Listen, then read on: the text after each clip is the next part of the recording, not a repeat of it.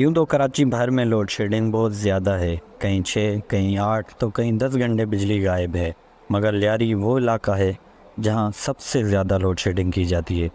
Load shedding کے عذاب نے لیاری کے لوگوں کا جینا محال کر دیا ہے۔ لیاری کو پیپلز پارٹی کا گھر کہا جاتا ہے، اور اس کے گھر میں ہمارے مائیں بہنیں گھروں میں انتہائی تکلیف ہے۔ 16 گھنٹہ بجلی کی آنکھ مچولی ہوتی ہے یہاں، کوئی پوچھنے والا، کوئی ہم نے جن کو ووٹ دیا اسمبلی میں بھیجا وہ ہمارے مزاج پرسی بھی نہیں کرتے، نہیں آتے ہمارے یہاں۔ کراچی میں سب سے زیادہ لوڈ شیڈنگ اس وقت لیاری میں ہو رہی ہے۔ میں تو کہتا ہوں یہ لوڈ شیڈنگ نہیں، تقریباً سارا دن ہی لائٹ نہیں ہے۔ 1.5 گھنٹہ لائٹ ہے تو 2.5 گھنٹے لائٹ نہیں ہے، تو بڑا مشکل سے رات میں 5 سے 6 گھنٹے ملتے ہیں ہم لیاری والوں کو۔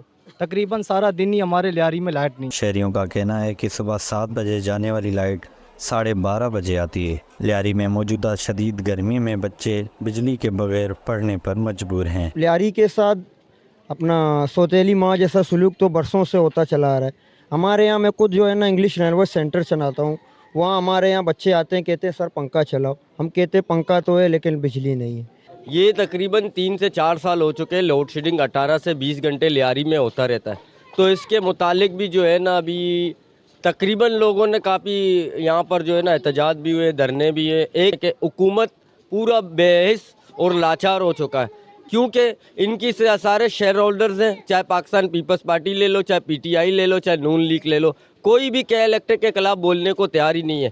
یہ گٹر پچا آیا دن لوڈ شیڈنگ ہے، مہنگائی ہے، روزگار نے بے روزگاری ہے۔ شہریوں نے حکام سے مطالبہ کیا ہے کہ لیاری میں جاری لوڈ شیڈنگ کا نوٹس لیا جائے اور لوڈ شیڈنگ کو کم کیا جائے۔ کیمرہ ٹک کے ساتھ جواد علی، وش نیوز، کراچی۔